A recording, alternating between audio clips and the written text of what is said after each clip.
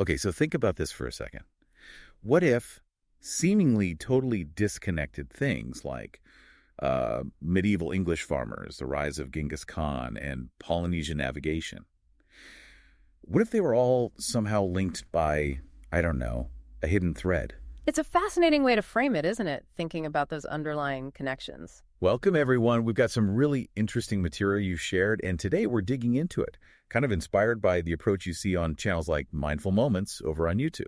Right. That way they use analysis, sometimes AI power, to really prompt reflection and critical thinking about complex stuff. Exactly. And that's our aim today as we look at Brian Fagan's The Great Warming, Climate Change and the Rise and Fall of Civilizations. Specifically, you're interested in how warming periods actually spurred positive adaptations, right? Yeah. So that's our focus. Yeah, precisely. Not just the doom and gloom, but the innovation. And Fagan kicks things off really vividly, doesn't he? In southern England around 1200. He does. He describes milder winters, springs coming earlier, warmer summers. You can almost feel it. And the impact on farming must have been huge. Oh, definitely. He mentions these two men sowing wheat in the autumn, and there's this sense of, real hope for a good harvest. Conditions were just better for it. And it clearly wasn't just a fluke year or two. The book goes into how agricultural productivity really took off. Good time. Changes in planting routines, harvesting. They started growing more diverse things, too. Vegetables, legumes, alongside the grains. And hay became super important, right, for feeding more livestock through those milder, though still present, winters. Exactly. And all this food surplus, well, it directly fed into population growth. You see towns expanding pretty significantly between 1000 and 1400. Places like London grew, but also entirely new towns were founded. That's quite a transformation. It really is. And it coincides with, or maybe was helped by, some key innovations in farming itself. Fagan highlights these. Like the heavier plow, the moldboard plow. That's the one. It let them turn over heavier clay soils that they couldn't really cultivate properly before. So suddenly, more land was usable. Okay, so more land, and then the three-field system helped get more out of it. Yeah, that rotation, planting different crops, leaving one field fallow, was much more efficient. It all worked together to support that larger population you mentioned. It's interesting how these things ripple outwards. The book also talks about trade, doesn't it? Especially maritime trade. It does. Charlemagne, even earlier, was apparently keen on supporting trade routes in the Baltic and North Seas. And the warmer waters later on, that fueled a boom. Bering fishing, right, became a major industry. A huge industry. Warmer seas meant more herring and more demand. Plus, they figured out how to salt it effectively. Ah, preservation, so they could trade it over longer distances. Precisely. And it wasn't just sea fishing. Freshwater fish farming, especially carp, apparently also expanded quite a bit. It's like the warming opened up multiple avenues. So better farming, more trade, more food moving around. Yeah. It all connects back to supporting those growing towns and populations. Definitely. More resources, more people, more demand, stimulating more growth. The preserved food also unlocked new economic pathways. And speaking of the seas, the Norse, their voyages are legendary. Fagan links their expansion during this time to the climate too, right? He does. The idea is that the warmer conditions meant less problematic sea ice in the North Atlantic for longer periods. Which made those incredible journeys to Iceland, Greenland, and maybe further west possible. It certainly seems to have helped facilitate them. Sailing to places like Labrador and Newfoundland would have been, considerably easier with more favorable ice conditions. Imagine seeing those coastlines for the first time. Okay, let's shift gears completely. Different part of the world, different kind of expansion. Yeah. The Mongols. Genghis Khan, the 13th century. A massive geopolitical shift. And Fagan puts forward a really thought-provoking climate connection here, which you've flagged as interesting. Yeah, how does climate possibly tie into the Mongol conquests? Seems like a stretch at first glance. Well, the theory presented is linked to the Eurasian steppe, their homeland. Fagan suggests that prolonged periods of warmth and, crucially, dryness during that time could have been a major factor. Dryness meaning? Less rain, which means less pasture for their herds. Scarcer resources on the steppe might have incentivized nomadic groups like the Mongols to seek wealth and resources elsewhere through conquest. Ah, so a push factor driven by environmental conditions. Potentially. And interestingly, the book notes their war horses actually thrived in those drier conditions, which wouldn't have hurt their military effectiveness. Is there evidence for this drier period? Fagan points to tree ring research from Mongolia, I think it was the Soldav study, Yeah. indicating warmer temperatures and significantly more frequent droughts right around the time Genghis Khan was rising to power. Wow, that's compelling. Kind of puts a different spin on it. It does, and there's a flip side too. Later on, Batu Khan's withdrawal from Europe.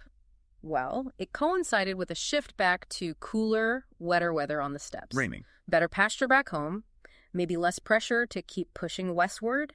The environmental incentive, perhaps, had lessened. Okay, fascinating. Let's head south now, to Africa, the golden trade of the Moors. We're talking roughly 8th to 14th centuries. That's the period. And you mentioned Mansa Musa's incredible pilgrimage to Mecca in 1324, just dripping in gold, a symbol of the immense wealth of the Mali Empire. So where does the warming fit into this story, across the Sahara? Exactly. Fagan argues that the warmer, and again, drier conditions in the Sahara during parts of this medieval warm period actually made that trans-Saharan trade more feasible on a grand scale. How so? Camels. They're perfectly adapted to arid environments, obviously. Drier conditions across the Sahara, while challenging, played to the camel's strengths as the key transport animal. Large caravans carrying gold, salt, other goods became more viable.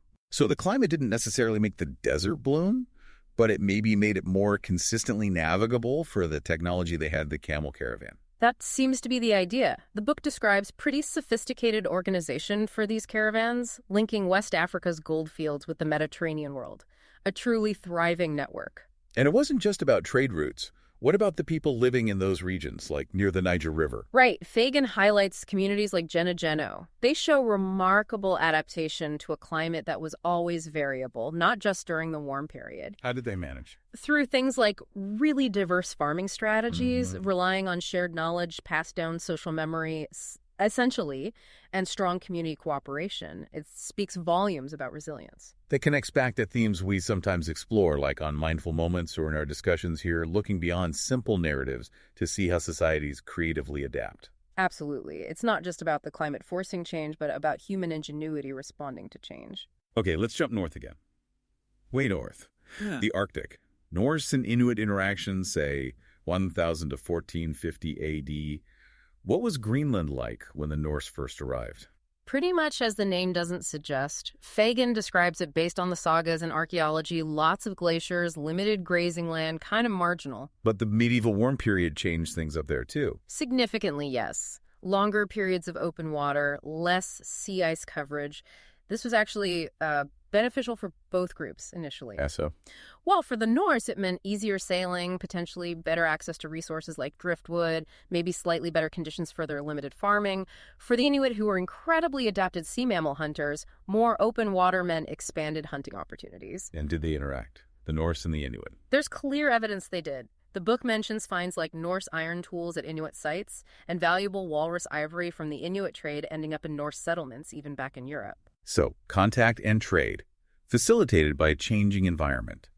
Again, that critical thinking lens we were talking about, inspired by things like Mindful Moments, is key here, isn't it? It's not just Norse arrived, Inuit were there, but a complex interaction shaped by climate. Precisely. It forces us to look at the nuances of cultural exchange. But of course, this period didn't last forever for the Norse in Greenland. Right. Their settlements eventually failed. Yes, and that decline coincides pretty strongly with the onset of colder conditions, again, the beginning of the Little Ice Age. It underscores that vulnerability can shift as the climate does. Let's swing over to the Americas now, the American Southwest. Fagan talks about a mega-drought epoch. He does. Between about 900 and 1300 AD, there's strong evidence from places like Owens Lake sediments and, again, tree rings, pointing to some really prolonged and severe droughts, much worse than anything seen in recent history. Wow. How did people cope with that? Well, it varied. Fagan highlights cultures in the Great Basin, like the people who used Hogup Cave. Their strategy was essentially diversity and mobility. They used a huge range of wild plants and animals and moved around to find them. Not putting all their eggs in one basket, so to speak. Exactly. And in California, acorns were incredibly important. They developed sophisticated ways to harvest, process, and store them, creating a buffer against lean times. But not everyone managed so well. You mentioned vulnerability. Right. The book contrasts this with the society in Chaco Canyon.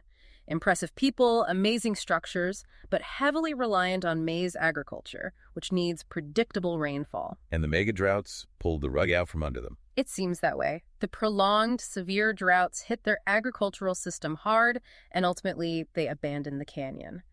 It's a stark example of how reliance on a specific system can become a vulnerability when the environment changes drastically. Further south, the Maya civilization also faced challenges during these warmer, often drier centuries, didn't they? Yes, particularly in the southern lowlands.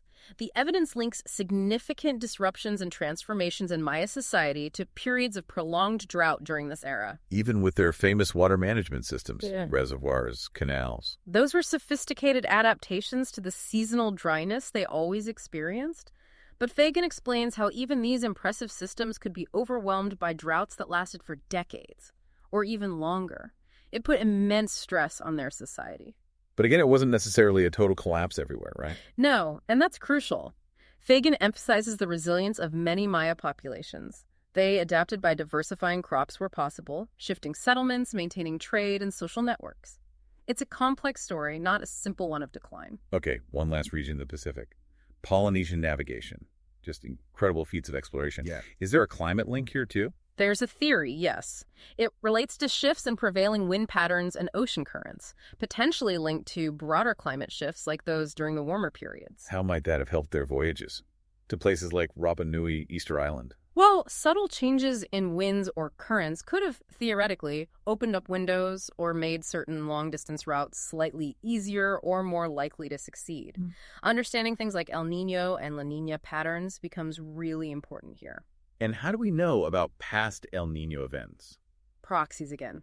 Similar to tree rings on land, scientists can analyze coral skeletons from the ocean. Their growth patterns and chemistry can reveal information about past ocean temperatures and conditions, helping reconstruct patterns like El Niño cycles over long timescales. It's amazing the different kinds of evidence used. So bringing it all together. Yeah. What's the big picture from Fagan's perspective on this great warming period? I think the key takeaway is that warming periods weren't uniformly good or bad. They clearly brought opportunities for agriculture, trade, exploration in some cases. Think of the Norse, the European expansion. But they also brought significant challenges: drought, resource scarcity, societal stress. Think Chaco Canyon, parts of the Maya world, potentially the push factor for the Mongols. Is it really about the response, the adaptation? Exactly. The book is full of examples of human ingenuity, resilience, and adaptation in the face of major environmental change, but also examples of vulnerability and the limits of adaptation. It really highlights this incredibly long, dynamic relationship between climate and human societies. Which, of course, leads to the big question for us today, doesn't it? Yeah. Reflecting on all these historical examples. Yeah. How might our current and future warming impact our deeply interconnected world? And crucially, what lessons, positive and negative, can we actually learn from the ways past civilizations navigated their own climate shifts? Are there strategies we can adapt or pitfalls we need to avoid? It's something really worth pondering. Absolutely. Well, if this discussion has sparked your curiosity, definitely subscribe for more analyses like this. Maybe share it with someone else who loves digging into the hidden connections in history. And if you want the full story, consider grabbing a copy of Brian Fagan's The Great Warming. There should be a link in the show notes. It's a really rich read. Definitely. But most importantly, keep thinking critically, keep questioning how forces like climate have shaped our past and how they're shaping our present and future.